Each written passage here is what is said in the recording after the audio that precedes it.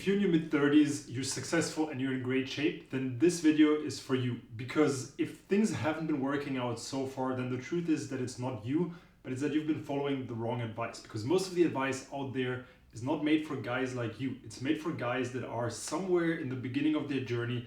They're struggling to have any success in most aspects of life, whether it's fitness, whether it's business, whether it's career, or women. So when you're struggling with pretty much everything in life, of course you will need a completely different advice than somebody who is already successful, who is already in great shape, and who just needs to align his results with women with his existing life. Now you might think that you're already in your 30s and that's a bad thing because you've missed out on a lot of time and there's a lot of things that you could have done differently in the past. But the truth is, if you're a single guy in your 30s, then you're pretty much in the best spot you can possibly be in for whatever dating life you want. Whether you want to have an abundant, fun dating life or whether you want to have a girlfriend and are looking for that right now, being in your mid-30s when you're single opens up all of the doors that younger guys don't have, especially if you've already managed to max out all of the other areas of your life, your financial status and your fitness, health, that part of your life. Now let's talk about a few things that most guys who start dating in their 30s do that simply don't really work, and then we're going to talk about the things that actually move the needle. The first thing that most guys do is they download Tinder, Bumble, or Hinge. They go on the apps, they throw up some of their pictures from their gallery, and then they're surprised that they either don't get any matches or the girls they match with are simply not the type of women that they want to have in their life. And fair enough.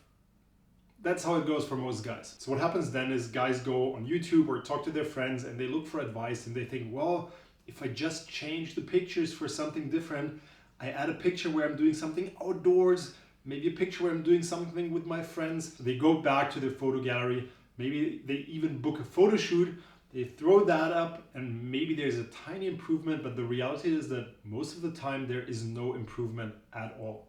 And even if there's an improvement, usually guys are still not happy with the results. And the reason is that everybody's doing it. Stage photos don't solve anything, and the other type of pictures only work if they portray the right vibe. I've made a video on how to create an attractive Instagram profile. I'm gonna link it somewhere here. In this video, I talk about how to create a great vibe in your photos. So if you haven't seen that video, go watch it. This applies exactly the same way to your dating app profiles. So what I see happen a lot then is that guys can't match the girls they want, but they think, well, at least I want to make something happen with the girls I like. So they start watching YouTube videos on how to get better at texting. Maybe you buy a book, maybe you even get a course. So you learn how to text a little bit and you start taking in all of that dating or pickup or whatever it's called technique, right? You try to get better at the little techniques, at the little things, at the theory. Now, many guys unfortunately then get stuck on this. They get stuck on the theory loop because your brain thinks you're doing something that's helping you. You're getting better. You're learning. That's how it worked in high school. That's how it worked in uni. So why would it not work with dating? So that's quite a dangerous trap, and some people actually get sucked into this and stay in that trap for years without really seeing any improvement on their dating life. And then there's a fourth group of guys that I observed. It's guys that then decide, well, fuck it, might as well go out and meet girls in real life. Which, that's a great idea, because if you see a girl that you find attractive and you go over and start a conversation, sometimes really beautiful things can come from that. You might meet a girl that you date for a while, or you might even meet your girlfriend. And sure, sometimes that's just the truth. Sometimes you're going to get rejected. Sometimes she has a boyfriend. Sometimes she's not interested in you. But just having the courage, mustering up the courage to go do it, that can completely transform your life. But the problem is that most guys that want to do it don't really know where to start. So you go out, you walk around on the street, you see a girl that you like, but then you kind of freeze up. You feel like, well, if I approach her now, then I'll probably bother her. She's wearing her headphones, she's on the phone, she's having lunch, she's with her friends, she's with her colleagues, she's with her family, whatever the stories that you tell yourself. So ultimately, you don't make the approach. That's how it goes for most guys. So you're stuck in this zone where, hypothetically, according to what I'm telling you, you should be in the best place of your entire life for dating. You should be able to have any type of dating life you want, but you're not having it. And that is extremely frustrating. And unfortunately for many men, that leads to kind of a bitter stage where they feel confirmed in everything that they see online. When they go to YouTube and there's some guy telling them how horrible women are, how bad the dating market is for men nowadays, how there's no good girls left. So you see all these negative reactions to everything. You see how it's almost impossible to match with girls on dating apps. And that, coupled with all of the frustration that loaded up, leads to many men getting bitter. So rather than thinking about ways to change the situation to their advantage, they just feel confirmed in what happened so far, and then they're like, yeah, fuck it. Maybe it's just not for me because I'm not part of that top 10%. But the truth is, anybody can be part in that top 10%, can become part of that top 10%. In this video, we're going to start talking about how you can do that. Now, let me just shamelessly plug my coaching in, because if you've been struggling with this, you're in your 30s, you probably have money to throw at this, just do yourself a favor and get a coach. It doesn't have to be me. You can also work with somebody else. If you want to work with me, there's a link to my calendar down below, but just find somebody that can help you with this, because believe me that your life can be amazing when you're single in your 30s. I really don't know how else to put this. So getting this handled sooner rather than later is probably the best thing you can do. The best thing you will have done in your life. One day you'll be 80, 90 years old and you will look back at your youth or the end of your youth, and you will either look back at it thinking, damn, I wish I had done something, or you will look back at it thinking, man, my 30s, my early 40s, it was such an amazing time. Think about doing that with somebody that can help you there. Now, look, the key to improving at anything is identifying the leverage points. So the points where you can change something that will massively impact everything else. And usually with almost anything, if you look at the results you want, you will see that there are a few different leverage points. And by changing these things or working on these things, you can get massively outsized returns. First thing I want you to do is optimize your dating app profile. Because the truth is, if you have a dating app profile that's in the top 10%, and you don't need to be the best looking guy to have a profile that's in the best 10%, once you're there, your dating life will get easy. Sure, you can still meet girls in other ways, and that is great, but having the dating app set up the right way is really a game changer. But for that, your profile needs to communicate more than just a pretty face, right? Your profile needs to give a glimpse into your life. Women are scanning for completely different signals from us men. We're mostly looking at how attractive we find a woman, but women are looking at something completely different, and most men have no idea what that is or how to present that. Because most men have no idea what women actually look for, their pictures are usually outdated, too formal, or simply don't really match the context in the right way. The cool thing is that fixing your dating app profile is literally something that with the right pointers, understanding what you need to do,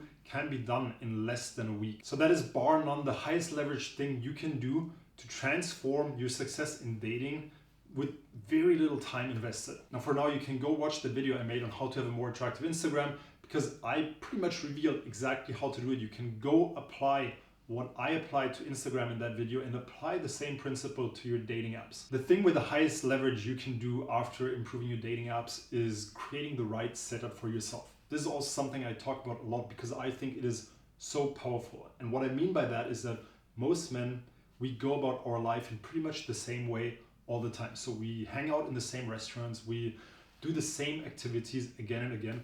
But if you want to have more of the women that you like in your life, why not change up these things in a way where you give yourself the opportunity to meet more of the women that you like? So rather than ordering food to your office for lunch, why not go have lunch in a place where chances are higher that you meet a girl that you like? For example, in some brunch spot that typically attracts a lot of yoga girls if you're into that, right? So figure out a little bit what you want and where you can meet that. For me, a big part of my life is fitness. So I love Muay Thai, but in a Muay Thai gym, it's pretty much impossible to meet the kind of girls I like. So a couple times per week, I'm also going to go to a nice gym that has the kind of girls going there that I like, just to give myself a higher probability of meeting one of them. Of course, you still need to start the interaction. You still need to talk to these girls once you're there, but giving yourself the chance for that to actually happen makes it a lot easier than not having the chance at all. Because if you go through your normal day-to-day routine,